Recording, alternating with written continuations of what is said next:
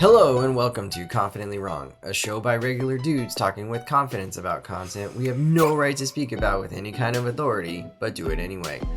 I'm Wesley Nakamura, and as always, I'm joined by award-winning director Brian Redondo and Savon Jones, aka Captain Vonnie.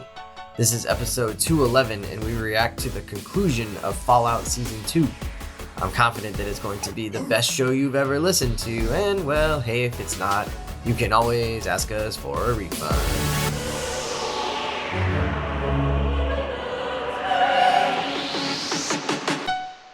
Incredible! Hello, gentlemen. Welcome back. It's Confidently Wrong. Hello, Brian. Wrong. Yeah, Wes about to let y'all know now, audience. Wes about to really be leaning into that wrong because he don't even remember what the hell happened when we would talk about. There, I'm leading with it. I'm leading Might with be it. true, but that doesn't mean I'm not going to do it. Savon, how you doing today? I think I'm doing all right. I don't know. We're gonna see how we do a status report after this podcast. That's fair. Well, welcome back. We had a fairly entertaining All-Star game last week for the NBA. That was exciting, and we have had some cool NBA games coming back. Lakers and Clippers went at it. Clippers and Nuggets went at it to the death, or the wire. Not the death. They just went at, down to the wire. It went. We saw some great performances by the Pistons this week, or a great performance by the Pistons this week. Cade Cunningham. Really on that up and up. Trimming the roses in the garden, baby. Yeah, we hey, it takes a lot to perform, when the lights are brightest, so that's not nothing. I feel like everybody go there and have a good game. Yeah, that's why I usually do it in the dark. Brian, unsung hero. He's like Batman. His best work is done in the night, unseen. And just know that we just spent 40 minutes talking about the failure that is our personal lives, our professional lives, I guess. So we're gonna move on to something that more was fun. you talking about how you don't want to be a leader. Don't drag me into this. Anyway, if you want to know, hit me up offline. Subscribe to our Patreon. Yeah. Bonus content. Dear Diary by Wes. Let's just say I've got the magic touch. All right, number one. He's 2 for 2. 2 for 2, or 0 for 2, depending on how you want to look at it. All right. Now that we've seen, so we're talking about Fallout this week. We're gonna revisit it. It's finished up on Amazon Prime. We've seen Maximus and Lucy, and I don't know her dad, Hank, and the brother. I'm not sure his name, Nathan or something. Norm. Oh, that sounds right. And Woody, the mystery of Woody. So we've seen all of season 2 at this point. Obviously, there's going to be a bunch of spoilers. So do with that what you will. Protect yourself if you care about spoilers. And if you don't, hang along for the ride. There's sure to be a lot of shenanigans that take place. So overall, what was your initial impressions? Don't give your conclusion yet. Just like, are you feeling like this was on par with season 1? How did you feel about it? Was it maybe too safe? Was it too daring? Did it go off in too many directions? Brian, how are you feeling about season 2 compared to season 1? So I thought season 1 was a really pleasant surprise of a show, right? In what way? In that you're not expecting an adaptation of a Fallout game to be as interesting, as fun, as exciting as it was. And I think actually the key underlying thing was that you could tell that the makers of the show were just having a blast making the show, right? And I think that really became evident throughout the entire season. I think season 2 does not get the benefit of novelty, of surprise, of any of that. It has the struggle of living up and surpassing 2 expectations that season 1 has now built up. And it's like first child, second child. Yeah. There's weight on those shoulders all of a sudden. Like you got to be better now. So season 2, did it live up to those expectations? I think it's a mixed bag. And if you heard our previous podcast where we talked about the first half of the episode, you can grok from there why I have that feeling. But I do think it's still like a worthy watch overall. All right. Sav, how did you feel coming out of season 2 compared to season 1? I enjoyed it. Did it set a new bar? I mean, again, we've talked about how I don't go in with these with like a bar I have set. I just watch it and try to just accept it for what it is. And I enjoyed it. I thought it took the things that I enjoyed about season 1 of Fallout, and I think they just continued to build on that. We got humor, we got the quirkiness, we got the dark humor with the really over the top violence, but then the whole critiques of Cap, like all the stuff that you would expect from a Fallout, like we got from Fallout season 1. I got more of that in season 2, and I got more of what I also wanted, which was them continuing to build out these characters, the main lead characters, in a way that makes me invested in their journey. And I think they've done a good job of doing that. That was kind of the only real expectation I had, because I knew they were going to do a good job of adapting set pieces and factions and, cool game moments. Like that, I think I expected from season 1. The harder part for season 2 with me was, how much will you keep me invested in the stories of Lucy, the Ghoul, and Maximus, our 3 main characters? And I enjoyed all of their journeys this season. Maximus in particular, who I think they did a good job of building off of his awkwardness in season 1. So I try not to look at it as like, how does it compare? And just like, okay, is it giving me, how are they building off of what they gave us in season 1? And I'm very satisfied with that. It's a good blend of answering questions, but still leaving lots of unanswered questions to keep you ideally wanting more as we just get more seasons. I kind of felt, probably if you're like, oh, it's like in a 70-30 split there, I probably the other way. I'm like 30-70 in terms of, I felt like they didn't give us enough answers to keep me caring, and they started asking more questions, or like started providing more questions, and it just sort of felt like I felt like I didn't have enough to actually continue to be like super invested in what was happening in terms of the conspiracy and what was going to happen with the family, and all of the things that they did in this season.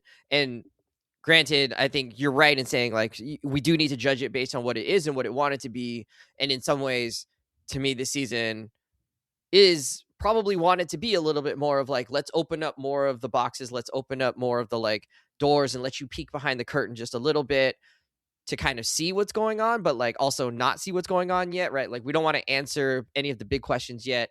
We want to keep our characters moving, meeting new people, right? It's kind of that stage of the game where you're meeting all these new people and you don't really have a lot of answers yet.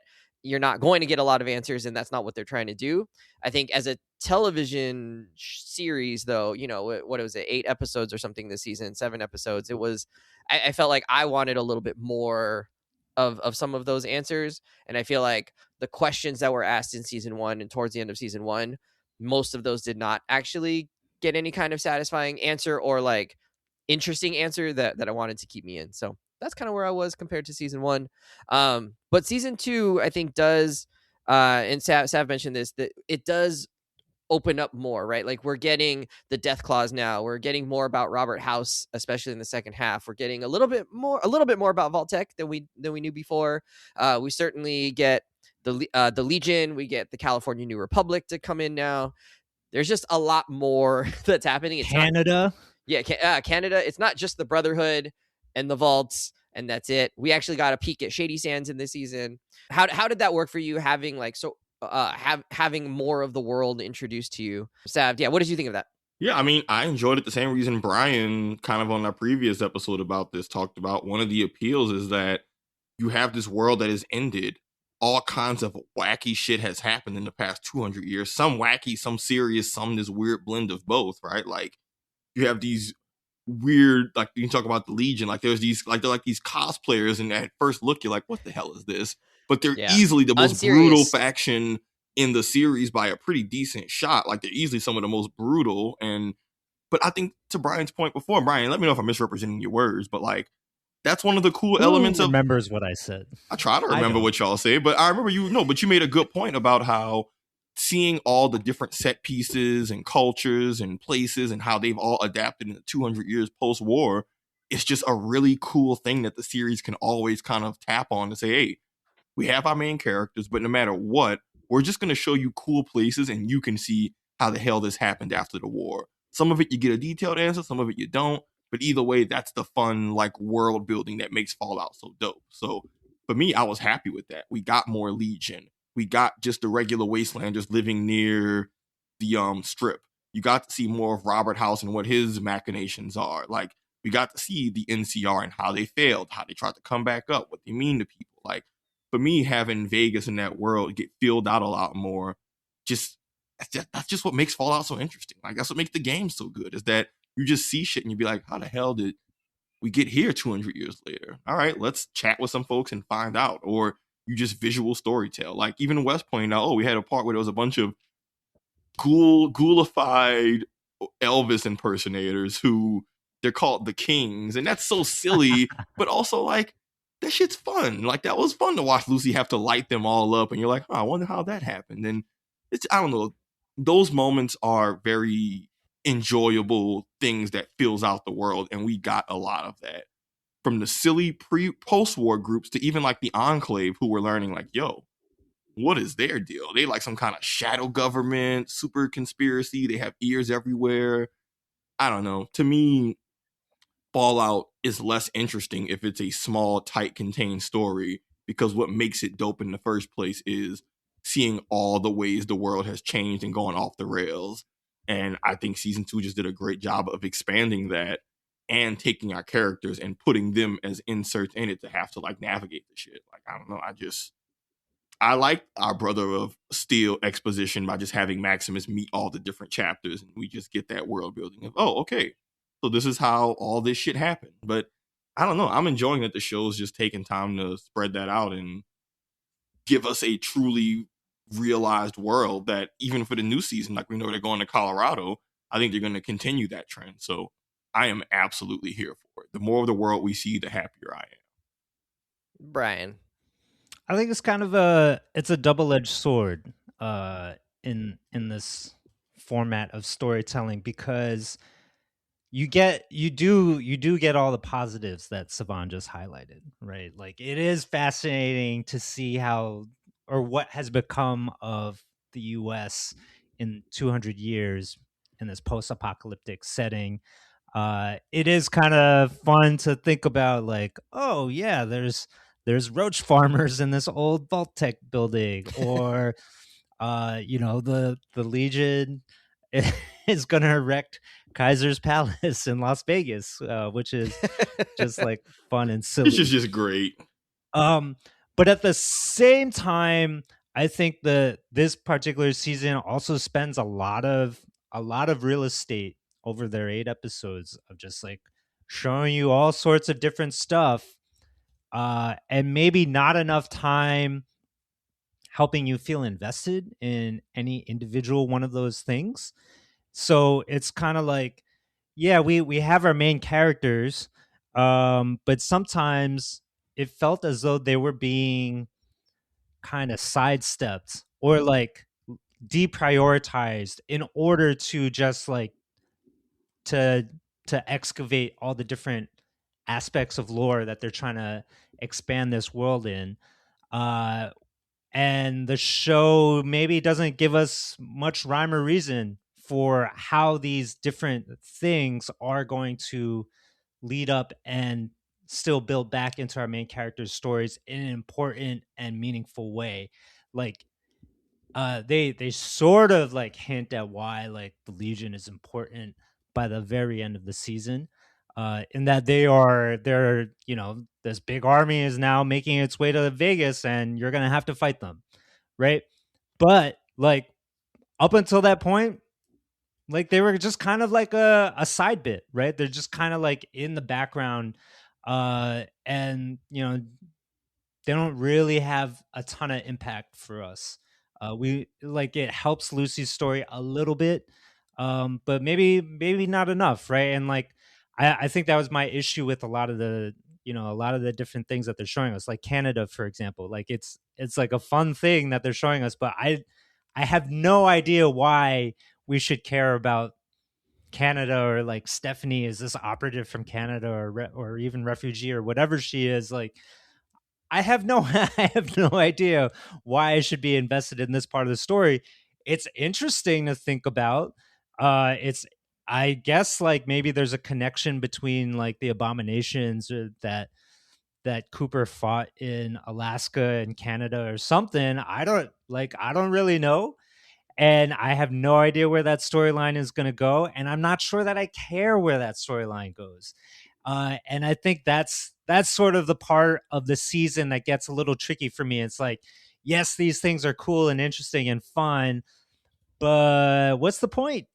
And I think the show does like such a slow drip of information for every time we visit one of these pockets of the Fallout universe, and that like it just like it goes on for such a long time without us getting very much out of that particular pocket or corner of the universe that I stopped caring, right? Like you can show us the old Vault-Tec building 5 times, but only like one thing of real import happens, and I'm like, well, I'm already checked out by then. So I think that's where this season has kind of lost some of its ground for me. I would just say I agree. I don't yeah, I don't even want to like restate it. I feel like that'd be boring for a podcast, but like I just felt like throughout the season I just kept being like, okay, but like why is this happening? Or like why are we with this story? Like I don't really care. I don't really care about Maximus's story anymore. I feel like that can go away. Like if it I was thought just he got the short end of the stick. yeah, to- maybe. I feel like if BH. and then this is a spoiler for the ending. Lucy and Maximus meet up randomly, right? Like not planned. They just end up in the same place in Vegas, and they're like, and they have this like big embrace, and it's like they've had like I don't know 5 seconds of screen time together in season 1. They've had no screen time together in season 2, and all of a sudden they're just like, oh, my long lost friend or like confidant or whatever, and it's like Lucy hasn't thought about you this entire season. Why are we hugging? Like, are we just in the habit of hugging people we haven't thought about, forever? It just, they made no attempt to show us that Lucy was thinking about Maximus. They told us that Maximus was thinking about Lucy a lot, that she's a good person and she's going to take this cold fusion, but there wasn't any setup to that being an important moment or that being an emotional touch point for us. And I feel like they did that a lot, right? Like it was just, why was there a head? Why is Hank doing what he's doing? The ghoul just sort of lets Maximus take on the death claws, but like, scampers off and leaves him. I don't know. There's just like a lot of stuff that's just like it happened and like it's okay and it's fine, but I just stopped sort of caring about a lot of the stuff. I think the Legion is also, there's people tell us that they're deadly, but they're clearly incompetent. And it's like it's hard to really imagine that this is an army that is a threat when they're incompetent. And the way that they got Lucy out of there, or the way that the ghoul got Lucy out of there, was trading like one small piece of information about the California New Republic that wasn't even true. And then they fought each other, right? And then he just like gets her out, and it's like, oh, so they're just like the Three Stooges. Like I don't know why are we like scared of them coming into or like attacking Vegas or whatever. And then they make the the Kit Kaisar's palace joke, and it's like, oh, like it's just like they're characterized throughout the show as being incompetent, not as being competent and dangerous throughout the show. And so I feel like they've made missteps. Punchline. Yeah. And it's like, okay, well, like, is this a big deal that they're coming then? Like, I don't know. I mean, are they just going to be taken out with like a simple like deception and then the death claws like tear them up? Like, I mean, that's okay. Good job. The end. Maximus takes on the death claws at the end, and then the New California Republic somehow shows up, Deus Ex Machina, and starts helping him, kill the death claws. And the only thing we knew about the New California Republic was that they were probably extinct. So it's like, surprise, we're actually not extinct. We're here. And like, okay, I guess, but like, why are they helping Maximus? Like, we don't know anything about them. And like, why would they help Maximus at all? The people are betting on him and they're like, we're going to die. No, it's okay. I'll just continue taking the odds. Like all of it is just like, none of this has stakes. And none of this to me is like important. The stuff with Hank is like, okay, I get it. Hank's a weirdo and a psycho, but they're trying to frame it as, well, he's got some kind of point here. Like, yeah, he believes in what he believes in, and like there's some validity to it. It's like, no, Hank believes in something that's like absolutely insane, and and we're supposed to like semi take him seriously. I don't know. I mean, it's just like, to me, it felt like really disjointed, and then what Brian said about like I just stopped I didn't get enough information or enough investment to care about any of the stories, and I really wish they would have just focused on the ghoul and Lucy and had it been a different version of The Last of Us. Just like let us follow these people and get to know them and like see them interact more than they did, but they kept separating their characters. All these characters kept going in different places. So I don't know. Sav, rebuttal. I don't feel like explaining the plot to y'all. Because I'm gonna be honest, some of this stuff is like, oh, I just don't know to what extent y'all were paying attention to what the people were saying. Because some of the stuff, like, there's an answer to it. But if you didn't like the show, I can't make you like the show. I enjoyed it. I enjoyed the way they did I don't know, bro. I think a lot of the stuff is just, I don't want to just have to go through and say, actually, this is what the character said, or this is actually what happened. But if the show wasn't able to engage you in a way where you even felt like paying attention to it, then, that's a shortcoming of the show. And if it can't hold your attention, then, that's something that the writers and actors and whoever should, go back to the drawing board on. But I enjoyed Fallout Season 2. I enjoyed the plots and the different breadcrumbs. I like that a lot of these different storylines I found are intertwining in a way where I think there is some consolidation, but I think it's involved introducing factions.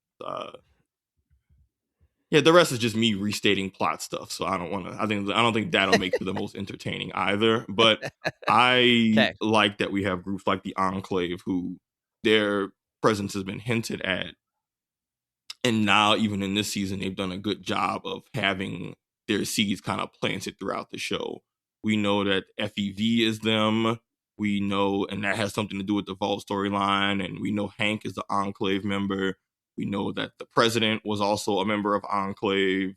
We know that they have their always listening technology stuff out in Colorado. And that's, where the next season's going to go, which I also find interesting because a lot of, if Enclave is supposed to be a shadow government, a lot of key government infrastructures that were for like Cold War contingencies were often in like the Colorado Rocky Mountains because they were hard to access in very like centralized parts of the country. So I even like the little lore, some of just like the connection to real life of, hey, if the government was to relocate after the disaster, this is where it'd be. But yeah, I think we just have fundamental disagreements about the show. Like, Hank is a piece of crap, but I don't think the show was trying to justify Hank. I think the point is that he opens his mouth and everyone, including Lucy, is like, oh yeah, this is bullshit. You're insane. So, I don't want to mistake a character being an ass or being wrong as the show trying to make it like you want to agree with them. I think some of that is, yes, that is for everyone to say Hank has drank the Enclave Vault Tech Kool-Aid,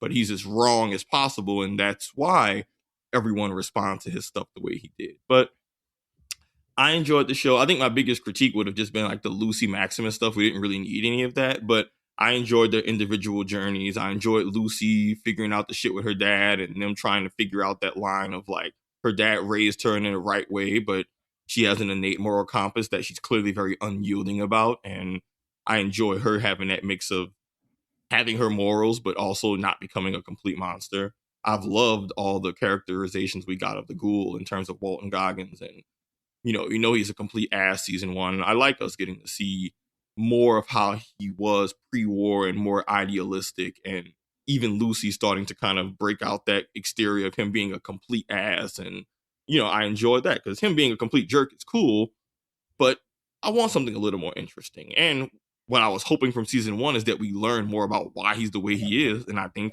we have in a way where I'm like, okay, I'm enjoying that. Maximus was, for me, frustrating as hell season 1, but we've, in my opinion, gotten more backstory about why he is the way he is. And so I enjoyed Maximus a lot this season because he was kind of stepping up and moving past his own trauma and stuff. So I don't know. All that to say, I like Fallout Season 2. I enjoyed the story. I enjoy the new long form hints of things for the bigger story. I thought some of the shorter term questions they did a solid job of answering in terms of what's Maximus's deal and his background is important to them.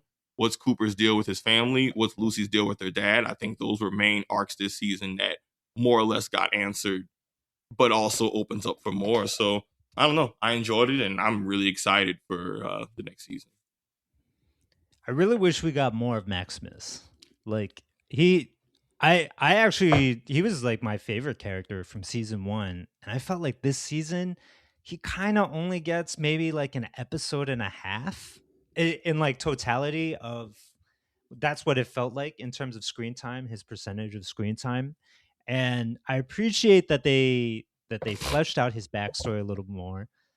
Seeing Shady Sands and like his family was really cool, and makes sense for why his character is the way he It is. explains, to me, it explains so much of all the moments where he's pissing me off. I'm like, oh, okay, I get it now. Yeah, exactly. He you know, he wants to be a hero, and is like looking for that opportunity. But I just felt like we get a huge Brotherhood episode, and then he's gone for a really long time, to up until like what feels like the very end when he hooks up with the ghoul, and and then there's a power suit and he gets to play hero and whatever. But even him fighting the Death Claws is kind of like, it's just a fight, right? Like there's very little of Maximus, it felt like to me, in that fight. So right? can I- It's just like him like, okay, he's he's doing his thing. There isn't a lot of like character growth, and it felt almost like a background thing that was happening while the main thing was really the Ghoul and Lucy doing what they do. And I'm like kind of disappointed that they didn't utilize Maximus throughout the whole season, so that these moments meant even more than what they could have. So can I push back on that some? No, you may not. Well, I'm gonna. That was me being polite. I think I don't agree with that. I think throughout the season, they've been establishing that Maximus and a lot of his childhood and background and stability were tied directly to the NCR and the New California Republic, and them actually being a powerful stabilizing force. Another thing in the plot of the season is Hank trying to say that the NCR and the Legion are all equivalent because it's different groups. And I think the show was making a pretty apparent point of like, these two groups are not the same. They want completely different things. Hank, you trying to even make them equivalent shows just how insane you are. Even Lucy's like, so one is legionnaires and slavers and the other is vaguely problematic. And it's like, yeah, they're not the same. But all that to say, the season's been building up. The NCR is just an important background force. They were providing stability. That's what even gave Maximus his foundation of being like a semi-stable, well-adjusted person. Probably the most of folks we see in this series. Like, he probably had the least maladjusted upbringing compared to other folks, right? But him in the power armor suit was explicitly supposed to represent him being like a rebirth of the NCR. They emphasized the NCR armor, the unique power armor, the fact that it's a badass like piece of gear that they had from their heyday. And when he goes in, the people in the town all get hyped up and they all rally behind him because, hey, it's the NCR. Like, that's them showing that the people of this town and area rock with the NCR. They're a respected force. People are cool with them, all of this. And so him coming in with the power armor to fix their problem, it's like, I don't think it's as simple as, oh, Maximus becoming a hero. It's him realigning to what actually gave him purpose and stability in the first place. He grew up with the NCR, but once they get blown up, he's trying to find community in the Brotherhood of Steel. He's trying to find it out in the Wasteland. His whole thing is he wants to do the right thing, but doesn't know how to do it the right way.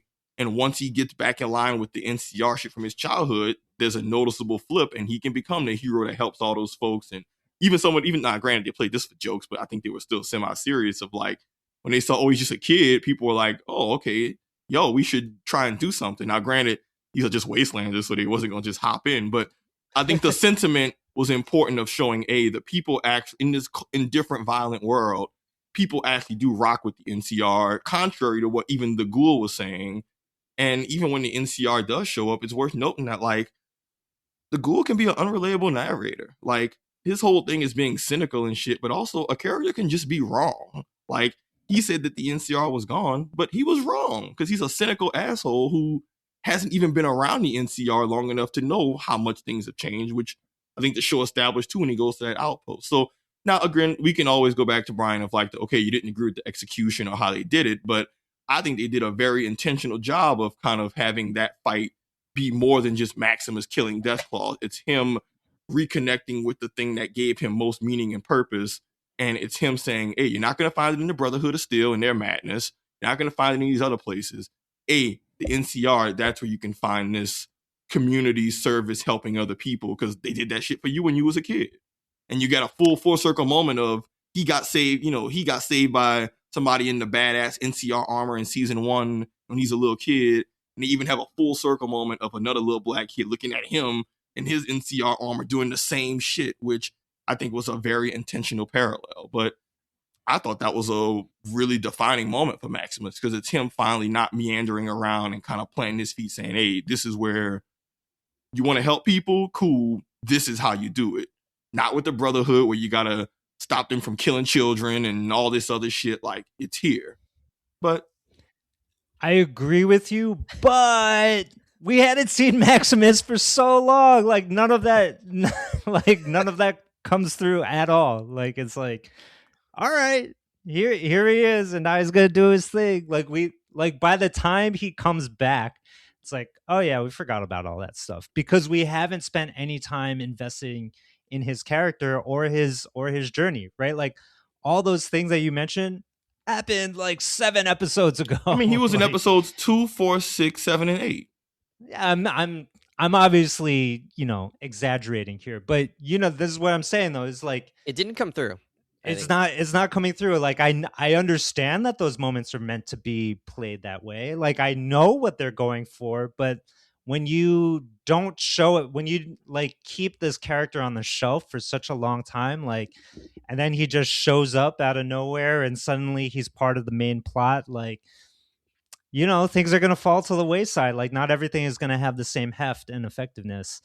And I think that's the case here. And and even the NCR thing, it might be meaningful for him in his backstory, but because of the way the show has already portrayed the NCR, like, we think of them as a joke. The audience thinks that they're not that important, that they're basically goners. And it's funny that the Wastelanders in Vegas, feel some sort of reverence for them, but I think at that point, it doesn't carry enough weight, right? And part of it is also the amount of time that has elapsed since the last time we actually brought up the NCR, right?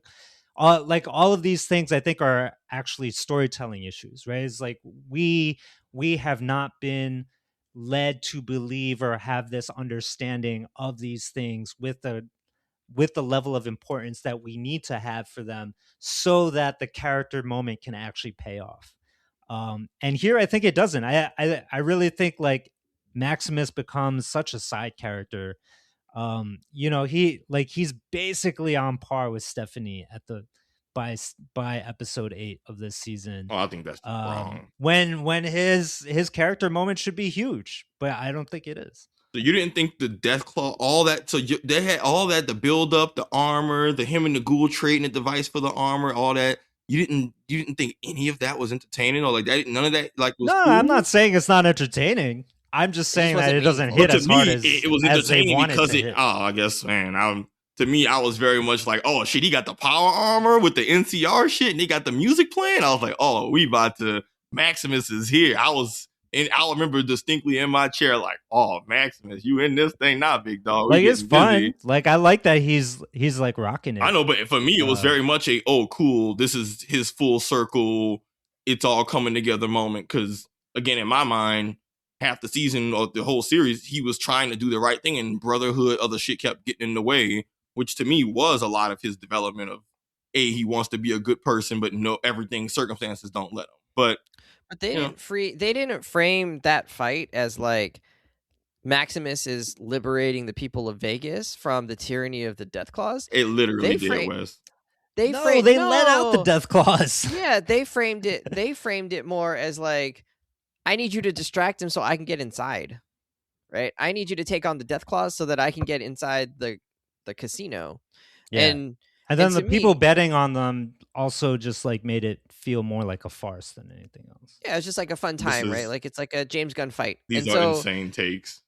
But like I feel like this is what was like happening a lot in the season was like these things are set up and they're just like not I don't know. To me, they weren't like, they didn't have anything deeper than just like what was happening on the surface. And so like you being excited about him being in the NCR power suit, I didn't have that reaction because I was like, we've seen him in a power suit before. Okay, it's like it's got missiles. Like great, I guess, awesome. So Why are you still slashing at them with your arm blades when you could just shoot them in the brain? Like, so is this like a logistics? So is this like a choreography issue? Like, no. I mean, it's just like none of that stuff that you're talking about that paid off for you paid off for me in the same way, right? So you're saying, we knew that these people had reverence for for the New California Republic. So do you think like it didn't, so you think it didn't happen, or you think they didn't establish that in a way to you to where it mattered? Yeah, the second one, right? Okay. Like I don't think they established it in a way that mattered to me, and I completely maybe missed, and this is maybe my fault too, right? It's like I missed that the New California Republic was the whole reason why Shady Sands was able to like thrive. To me, like they did a good job showing that Shady Sands was civilization and was a community. They didn't make a good job of showing to me that like one of the reasons that existed was because of the New Cal. Like I'm not even sure where that got established. So Wes, I'm gonna be honest with you, pimp. That we had a governing system that was functional.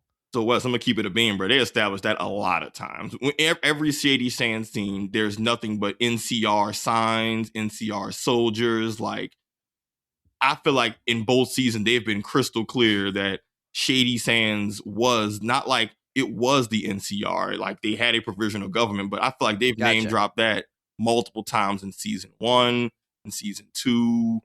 The soldiers are everywhere. And even if like they had, and even if they had done that, or even if they did do that, right, and I missed it, that there's like a lack of, I don't know, that we care about the NCR, or that we care about like that they were able to do this one thing because now they're extinct, right? Like, or we believe they're extinct until the very end.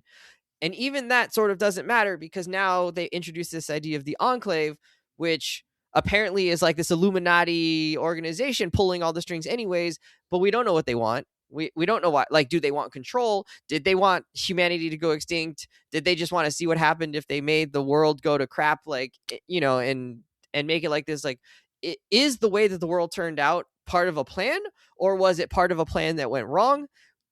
So, what do they want? So that's something of like you want more questions now. That's like you want more answers now to those questions, or just not ask them to begin with. Yeah, either one I think would have been doable here, because it's like, why do I care about what the Enclave wants when our main characters' lives are very much controlled by the current situation of the Wasteland? So right? I would say, or why we should know like what the Enclave wanted. And then they've also introduced these other layers. So like Robert House is a step ahead of Vault-Tec maybe, and Vault-Tec was like a step ahead of all the Vaulters and the people, but Hank was part of the Enclave, and so used Vault-Tec technology to do certain things that were like in some other thing. And I've sort of lost the plot around like who wanted what at what point and why did it matter? Like I don't know what Barb's angle is on this. Like, is she part of one of these groups? Was she trying to like subvert one of the groups? It's unclear to me. She keeps doing things where it's like she's in it, and then it's like she makes a point that like, well, I'm just trying to do the best, and then like, wait, but are you like acting as a good intentioned person, or are you acting as part of a machine like that is just powerless, or are you taking control and trying to do something different? Like, are you actually a decision maker here? And they go back and forth about it, right? Like he calls her a monster, and then they work together to take the chip out of Hank's neck. But I don't know why they never talk about like why they were doing this or how they knew to do this, and what they didn't say. Okay, we're gonna take this cold fusion, and I don't know what were they gonna do with it. Who knows? And then they give it to the president, and then that turns out to be a bad idea. Like, well, like, why were you giving it to the president in the first place? I know they had the conversation with the congresswoman. She was like, well, if it's in the right hands of the government, then we can do all this stuff. And it's like, okay, yeah, I can see that working. So that part was okay.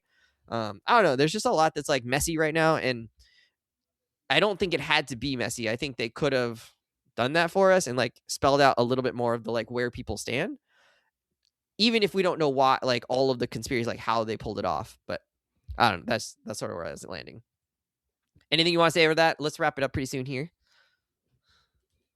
And it's okay that we don't. It's okay that I think that you liked it and no, I didn't. I just don't feel like explaining the plot. I don't feel like explaining the plot again, because some of the stuff, Wes, I'm like, they did say that, but But I think they're doing. I just don't know if he was paying attention, player. I was I paying think enough. the problem is I was paying that, enough attention. Like you that, said, like, they didn't the have. fact You that said they didn't have any NCR stuff, but I'm like, they did though. Like you describing a scene, I'm like, hey pimp, like they did But do having that. flags is different than seeing the NCR like set it up. I guess like they're doing what you're saying is like they're What? doing a lot of hinting and maybe. I'm not saying hitting. but- I'm saying they had in a big ass sign NCR Shady Sands established with the signs and the flag and all that. Like what I'm saying is that if you don't like the writing critique stuff, cool. But I do think that there's Yeah. a different. Some of the stuff, Wes, is just like, hey man, I just don't know if you heard what the character said because some of that. Now whether you like it in the grand scheme, you can be like, oh, I didn't like how they wrote it. No, But I think what some you're of it is saying is just right. like, hey, Like man. maybe I missed something or some things, but I think it's also like at some point the show is not making enough sense. Were y'all and on it's your pulling phone us in all watching these this different shit? directions. No, I'm watching the show. Like, yeah, I think I don't know if maybe because you've seen the game, like you've played the games, if maybe you're a little bit more tuned into like the structure that's happening here, and so you're able to place these events within like a grander structure. Like to me, all of this is like such a mystery because I don't know anything about like why the vaults are set. They keep saying like it's an experiment or like what's happening here and like, well, what about Vault 33 and all this stuff? And it's like I don't know why they wanted to do. Why did they want to experiment on Vault 33 in the first place? Like what's in it for them in doing all these experiments?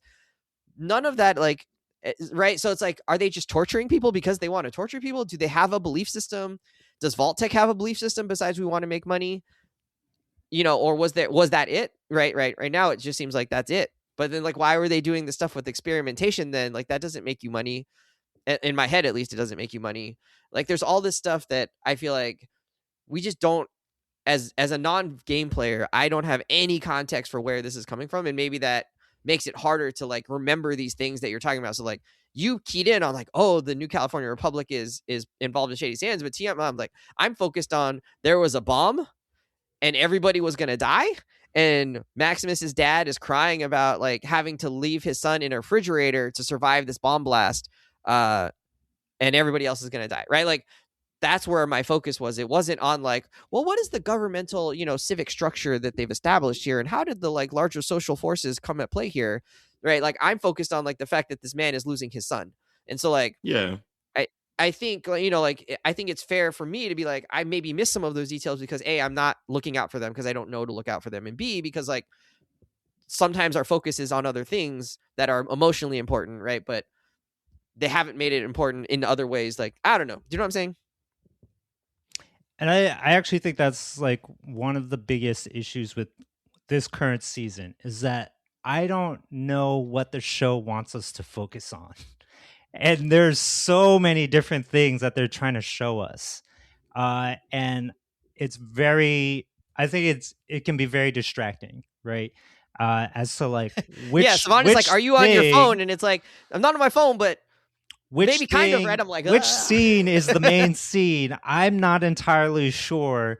And because they also want this show to kind of be a little bit of a puzzle box, right? Like there are a lot of ongoing mysteries. Like yeah, and it's almost layered on layers. Almost every thread has like some sort of mystery embedded into it, and that they are really slow dripping the feed so for slow, us. so slow.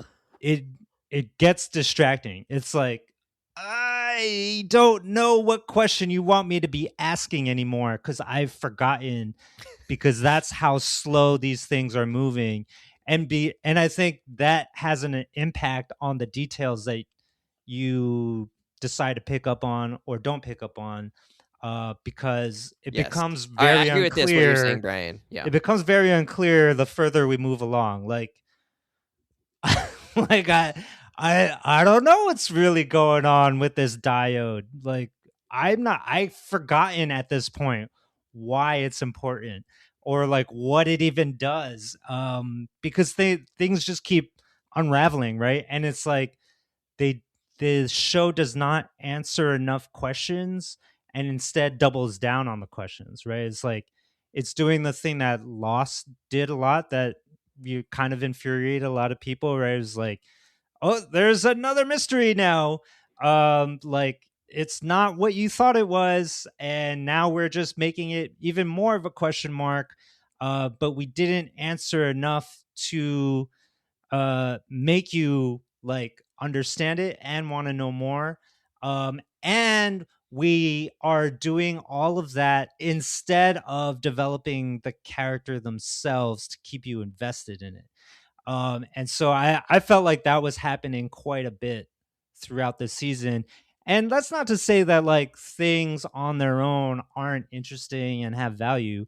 It just, when you put it all together, it became very difficult for me to track as to like, what am I prioritizing here? Well, like what is this MacGuffin for? Like, what questions should I even be asking about these characters? A lot of it became really unclear by the end. And I am not sure how I feel about Coop opening up the the freezers at the end. Now I'm getting into like huge spoiler territory, but I assume if you're listening to this, you have seen the full season I'd hope so. of Fallout. So like, like his family is not in the box and they left the postcard. So that's just like one more thing. It's like, okay, now where is this going? Like where are we going with all this stuff? Yeah. It's a big question. It's a big question, right? And like We same still don't know thing why with the he's house. not. We still don't know why he's not with his family. Like, why was he not frozen with them? Yeah. He got arrested. Like, like the Enclave got him, right? It's like the show is like building up to all these things, and then they throw in another twist at the end. It's tough. It's tough. Like I want, I'm with the character enough. I'm with the world enough. But I'm gonna need a little bit more direction. I guess kind of like more consistent storytelling throughout. To keep us on pace. Okay, wait, we're gonna wrap up pretty soon. What was some of your best like scenes? Because I think this show does do in season 2 a good job or a cool job of giving us some fun scenes, or right, like interesting scenes, or just like moments where you're like, oh my god, like this was spectacular in the way that they executed this 5-minute stretch or this 3-minute stretch of TV. Sav, what were some of your favorite parts, or what was one of your favorite parts? Maximus getting the power armor and the entire Yeah. like I loved every bit of that. And fighting the Death Claws, or just the moment you're saying where all he of it that reveals the suit? All of that. Okay. Like all of that. For me, it was the suit reveal, him in the town rallying behind him, hyped up, the ghoul getting that rifle that's a really busted in-game rifle and chunking the Death Claws' bodies, and all those fighting, like just him fighting the Death Claw, all that period. And then that ending with the NCR officer with the sniping shot, which was like a really dope homage to one of the intros to the game, where you have to follow the bullet going in for the shot and then pulling up. Like I enjoyed it. To me, that was like my high point of the season. I really enjoyed it. That to me is tail wagging the dog, though. If they were trying, if that actually is an Easter egg from one of the shows or one of the games, that felt so bad when that happened, because I was like, oh, I'm glad he got help, but like, who is this gas mask person, faceless person sniping? Like, when clearly no one wants to help, and like, where do these people come from? I don't know. Well, yeah. Thank you, Wes. That was my favorite. That was my favorite part of the season. All right. Just my took favorite a dump part on his dinner. My favorite part was the ghoul getting stuck on the pole, and him just like you can kind of see him like turning into more of his zombie self, like he's like kind of having spasms and he's going feral. And then people like wouldn't help him get his chems. The dog like appears to not help him. The dog is like, peace out, buddy, I gotta go. Or at least that's what you think when it happens. And then the torture of him climbing and being in super pain all the way up to the top of the thing, and then getting tired and falling all the way back down to where he was. Like, oh man, that was such like a gruesome moment, and I thought that was just like really well done. I don't even know why. And then of course he gets saved by some kind of mystery monster person, Frankenstein monster. We don't know what's going on there either. It was like a cross between a ring wraith, Thanos, and maybe the Hulk. Was he Quasimodo? green? It was green, right? So he was one of the super mutants, but actually, if you notice in Fallout Season 1, in the very beginning, when the guy's taking that dog from the place, like the very start of the series, you actually see some corpses that are of that type of dude. Oh. that was there's definitely never mind. Yeah, there's a lot of there's connections and stuff. Is there though? This is like, and There's somehow not. Palpatine returned. No, there's not. Yeah, I don't know. I enjoyed that scene. I don't know. I was just like something we haven't seen very much before, and it only exists because he's able to survive like grotesque bodily harm, right? If it had been a human, we would have bled out, but he's able to survive because of whatever, right? He's being a ghoul. And we also see him start calling out in his sort of delirium to his daughter and calls himself by his form, his previous name. He doesn't really name himself in the show, but he kind of says, "I'm Cooper Howard."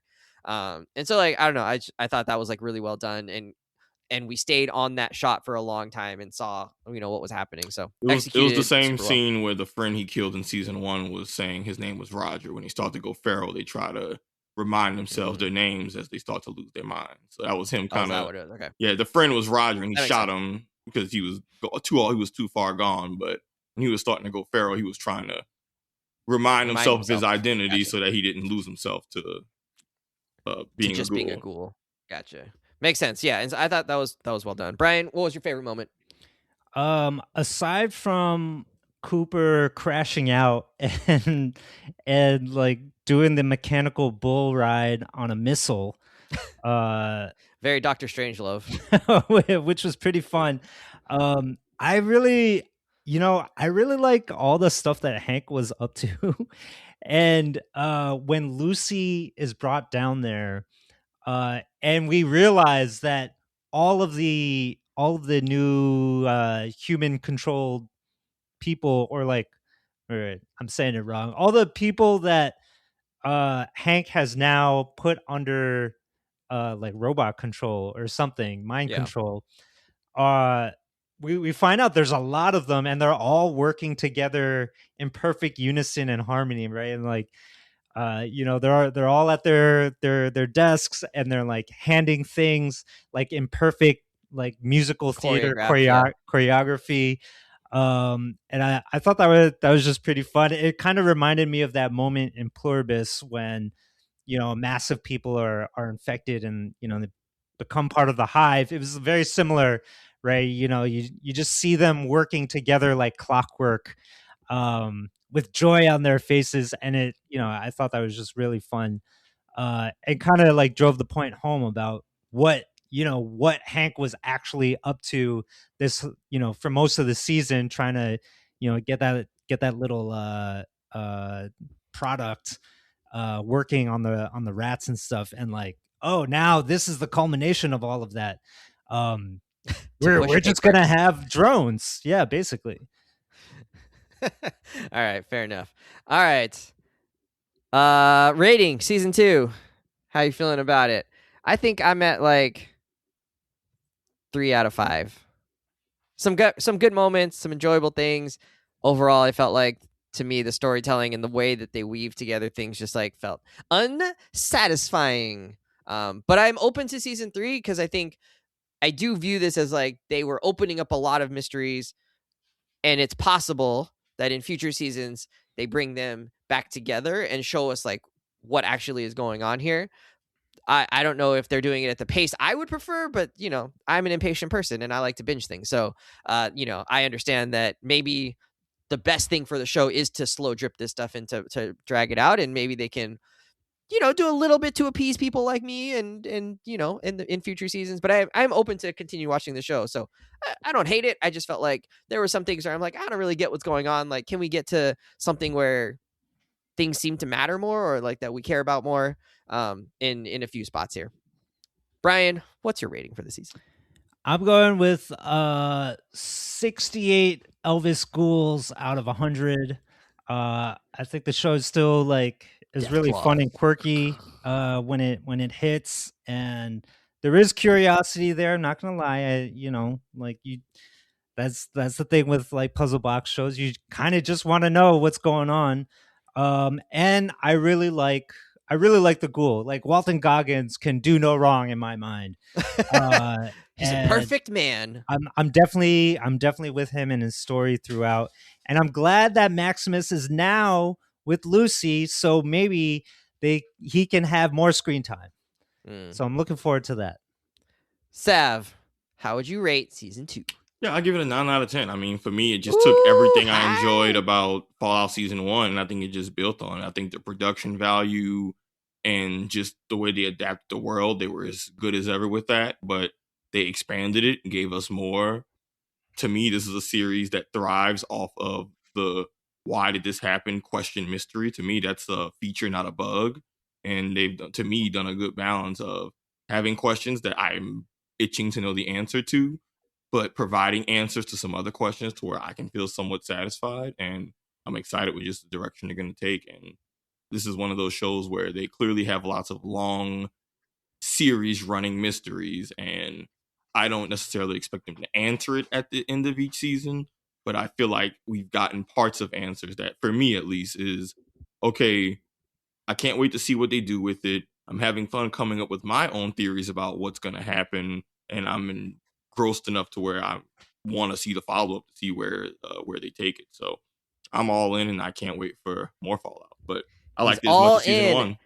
Hail Kaiser, hail Lucy. All right. Was it better than season 1? Ooh. I think so. I think season 1 was a lot of just them establishing the world and you telling you what Fallout is. But by the time we got into here, there was no more of, hey, we got to explain it. We got to just dive into the world. So for me, yeah, like,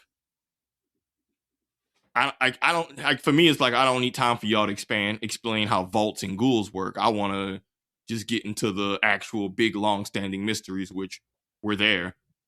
We know some of what the Enclave wants, but not entirely what they want. We know that there's connection between that, the vaults, and the FEV shit. We know there's, like, to me, this end of this season, they've started to, the strings and ties between different groups are a little bit more there when you start to look at the plot and what's happening, and I'm excited to see how they continue to flesh that out.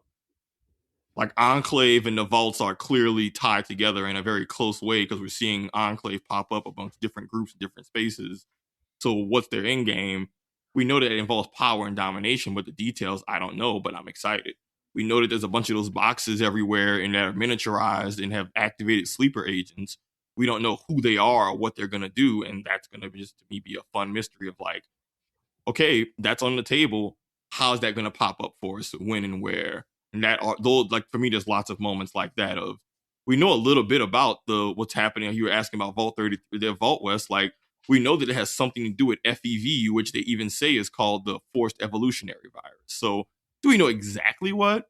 No, but we know it involves some, like, to me, that's the part where I feel like they've answered enough questions to where I'm like, it gave me something that's enough for me to be excited and think about where they're going with it. But I'm all in. Like, for me, they've established long-standing questions and mysteries that I'm fully invested in. Like, how's it going to end? And enough for me to try and guess and figure it out myself.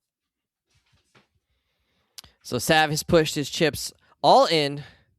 Will he take home the bracelet, or will he be left out of the running at the table? I'm not gambling. I'm just watching TV. Is that a Texas Hold'em reference? Will he go bust? Yeah. What is it called when you lose our chips? You just bust all over your face. You just lose. I'm glad, Savon. I'm glad that you liked it. I wish I liked it more. And Brian, I think you wish you liked it a little bit more too. But we'll see. Maybe the people will tell us, that they're in a completely different space, or maybe they'll agree with one of us or both of us. Friends, we're out of here. Hit us up on @confidently_pod on Instagram. We also post our episodes to YouTube. They'll be on Overcast, Apple Podcasts, Spotify. You can find us in all the places. No homework for next week. I think we're going to do What We're Loving. So, friends, we're out of here. Have a good one. See you later. Go Lakers. Bye.